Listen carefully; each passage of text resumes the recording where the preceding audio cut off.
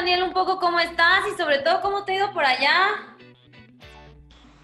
Hola, ¿qué tal, Tania? ¿Cómo estás? Bien, súper bien. Imagínate que el lugar de trabajo es un escenario muy bonito para poder vivir, eh, para poder trabajar en las mañanas, muy tempranito por el calor o muy tarde por lo mismo. Y después tener escenarios de poder dispersarnos un poquito el resto del día, cuando no estamos en la parte de ejecución del trabajo o de la planificación junto a Cristian, poder salir un poquito a un lugar que es muy, no sé, endorfínico, ¿no? Luces, muy iluminado, sol, la temperatura, el clima muy rico, a pesar de que para los entrenamientos sí es un poquito extremo. De alguna forma eso nos hace a la hora de los entrenamientos y los partidos un poquito más fortalecidos, un poquito más versátiles, porque la exigencia de entrenar bajo esas temperaturas obviamente te fortalece para luego cuando compites en la noche o en la tardecita y digamos que tenés un margencito y un plus de rendimiento. De manera que bueno, que contento con el proyecto que iniciamos con el Chaco y a seguir para adelante. Hemos sido este, un equipo competitivo, arrancamos bien y tuvimos un pequeño bachecito en el medio y ahora parece que estamos levantando. Oye, ¿y cómo ha sido para ti trabajar con el Chaco? Porque bueno, pues me imagino amigos de mucho tiempo, ¿no? Distinto ahora, pero me imagino que por ahí pues está padre. Sí, el Chaco es mi compadre, él es padrino de mi hija grande aquí en México y nos conocemos hace más de 15 años. Él fue jugador de Pachuca en aquella era histórica de Pachuca, junto al profe Mesa, un grupo de jugadores extraordinarios como Miguel Calero, de Chitiva, Gabriel Caballero, Aquivaldo Mosquera, Jaime Correa, Juan Calcacho, Marvin, no sé, un equipazo que hizo época, ganando torneos locales, ganando a nivel internacional y ganando la única copa que tiene a nivel de Conmebol México, que es la Copa Sudamericana, aquel partido que se final contra Colo Colo. A Cristian lo conozco desde ahí, luego estuvo con nosotros en Cruz Azul, se preparó, se preparó mucho para llegar a esto, hizo un breve pasaje por los medios, como comentarista, pero hizo el curso de AFA de entrenador en Argentina, está titulado en Argentina como entrenador, hizo el curso de entrenador en México, está titulado en México, e hizo cursos online dictados por España, por Italia, de manera que antes de dar el paso de pisar un campo como entrenador, eh, no se tiró a la aventura al vacío, sino que se preparó. Y cuando se sintió preparado, aceptó una de las ofertas, que precisamente es esta, la de Cancún FC. Oye, y tú en lo personal, cuéntame un poquito, porque bien dices que eres uno de los preparadores físicos pues con más experiencia y me gustaría que me hablaras como de cuál es el primer objetivo de un preparador físico. Bueno, en realidad son casi simultáneos tres objetivos, ¿no? Bueno, si tú me dices el primero es elevar el rendimiento del jugador, elevarlo a escenarios que repliquen lo que es la alta competencia y la élite. Lo que el jugador se va a encontrar en la competencia los fines de semana es lo que nosotros tenemos que de alguna forma entrenar y suministrarle el combustible para que pueda responder a ese escenario tan estresante, tan exigente y tan competitivo. La primera es elevar el rendimiento del jugador, pero te diría que casi simultáneo es alejarlo de los riesgos de lesión, ¿sí? Alejarnos de esa franja peligrosa de lesiones mediante entrenamientos protectores, entrenamientos preventivos, como segundo objetivo. Y como tercer objetivo, buscar la longevidad deportiva.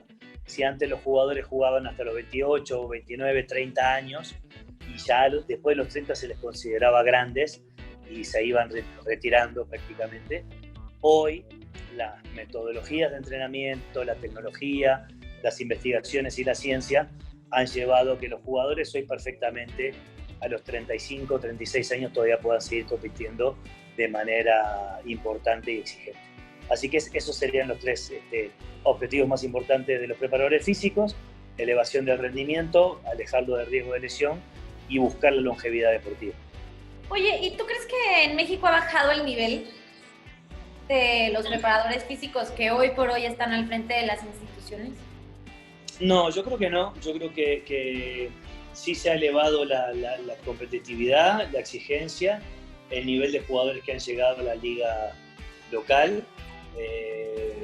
Yo creo que ha habido una evolución. Yo llegué en el año 96 y yo siento que estos torneos tienen otra exigencia, tienen otra dinámica, tienen otra velocidad y por consiguiente tienen otro factor de riesgo más importante para que haya más contactos, más golpes, más lesiones. Hay mayor frecuencia competitiva. Cuando yo llegué se jugaban 40 partidos al año y ahora pasamos jugando, antes jugamos la Libertadores, la Sudamericana, la Copa América, todos los partidos que tenía la selección. Entonces un jugador pasó a jugar 60, 70 partidos al año, de manera que bueno, la exigencia y la frecuencia competitiva es otra, de manera que exige nuevas habilidades para los entrenadores y los preparadores físicos. Entonces yo creo que no ha bajado, que todos los equipos tienen cuerpos técnicos importantes y preparadores físicos importantes y un staff que los respalda a nivel del servicio médico, fisioterapeutas, rehabilitadores, y en ese sentido yo creo que México tiene un nivel importante, primero bueno, a nivel nacional, a nivel de CONCACAF, y que perfectamente se coteja con los países de CONMEBOL sin ningún tipo de problemas. Oye, te lo pregunto porque para no ir de lo general voy a ir a lo particular. El tema de América, tienen 20 lesionados, o sea, en lo que va casi del año, ¿no? Por decirlo así. El tema de Benedetti que se lesiona de nueva cuenta, que los jugadores ahora en día pues no terminan tal vez sus rehabilitaciones y vuelven a caer como en la misma lesión. ¿Qué crees que esté pasando? ¿Que es eso mismo que me dices, que es demasiada competitividad, son demasiados juegos, el parón que hubo, o es un tema de que, por ejemplo, estábamos revisando y los doctores que hoy están en un equipo de primera división, 8 de los clubes de primera división no tienen a un médico con una profesión como tal, sino que nada más están titulados en la licenciatura, varios de ellos. Entonces, ¿tú crees que por ahí haga falta como exigirles un poco más o crees que es un tema más de la competitividad? A ver, Tanita, yo soy muy respetuoso de todos los colegas y de todas las instituciones y de los espacios que le dan a los cuerpos técnicos en cada una de las instituciones y te reitero, yo creo que están haciendo un muy buen trabajo. Este tema de las lesiones y del aumento del número de lesiones, yo creo que en tu pregunta prácticamente los mencionaste todos, ¿no? El aumento de la frecuencia competitiva, el aumento de la exigencia. Al mejorar los métodos de entrenamiento, mejoró la velocidad, aumentó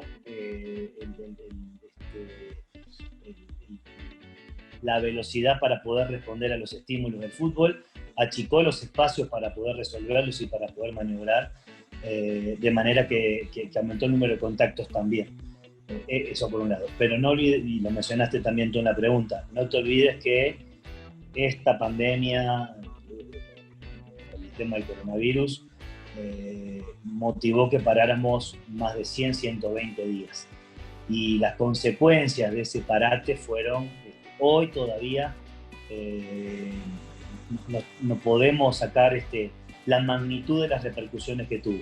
Ese parón de 120 días, 150 días, impactó terriblemente sobre el organismo de los jugadores y también sobre los equipos, sobre las instituciones. El jugador dejó de competir, dejó de entrenar a nivel colectivo, dejó de entrenar a nivel táctico, a nivel de modelo de juego, se alejó de las canchas, se alejó de su escenario natural de entrenamiento, se confinó a entrenar en sus domicilios, con suelos distintos, con pisos duros, lo que impactó numerosos microtraumatismos, en espacios reducidos, lo que motivó demasiados giros, caídas, salidas cortas, y esos giros y caídas y contactos en espacios reducidos porque estábamos confinados, porque estábamos en cuarentena, motivó de que impactara directamente sobre la rodilla, sobre el tobillo, sobre la columna de los jugadores.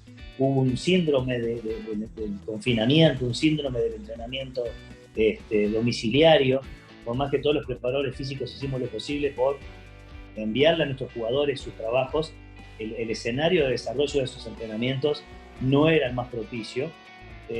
Apuntamos al tema del aumento del peso, el descenso de la masa muscular, el descenso del porcentaje muscular motiva el descenso de la explosividad en el fútbol, de manera que cuando volvimos a competir, todo eso se fue pagando. Algunos costos fueron más altos, otros costos fueron más bajos, pero lo que sí estaba pronosticado era que iba a aumentar el número de lesiones. Pero esto no fue solo en México, fue en Sudamérica, fue en Europa.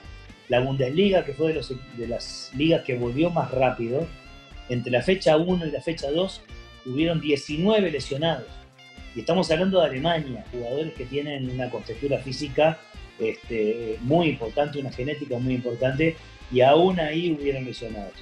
De manera que esto que está pasando, el aumento del número de lesiones por torneo, era algo que estaba pronosticado, y creo que es lo que está pasando, y creo que es lo que tenemos que trabajar todos los que trabajamos en el fútbol, los entrenadores, el staff médico, los preparadores físicos y los propios jugadores, en retomar de manera progresiva todo lo que hemos perdido, que no fue poco, para ir bajando de manera progresiva esta cantidad de lesiones.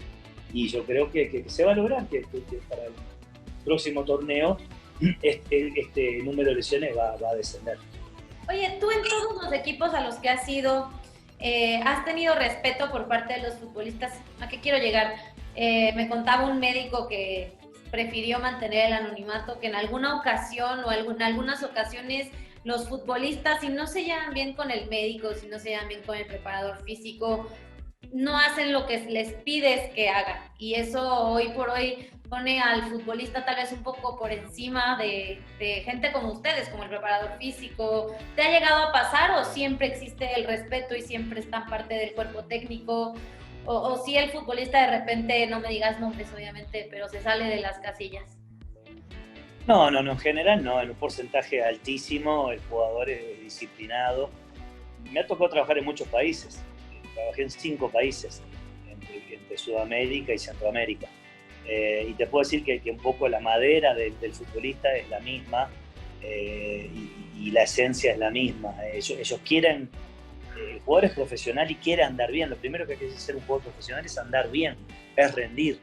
Y se rinde ante las metodologías, las propuestas de entrenamiento, los contenidos, los ejercicios que un cuerpo técnico les propone, que un entrenador, que un preparador físico les propone. Y en la medida que ese contenido y esa tarea es atractiva, tiene variabilidad, es entretenida, pero sobre todo es efectiva y lo hace jugar cada vez mejor y rendir en el fin de semana y en el partido cada vez mejor, el jugador se rinde ante ello.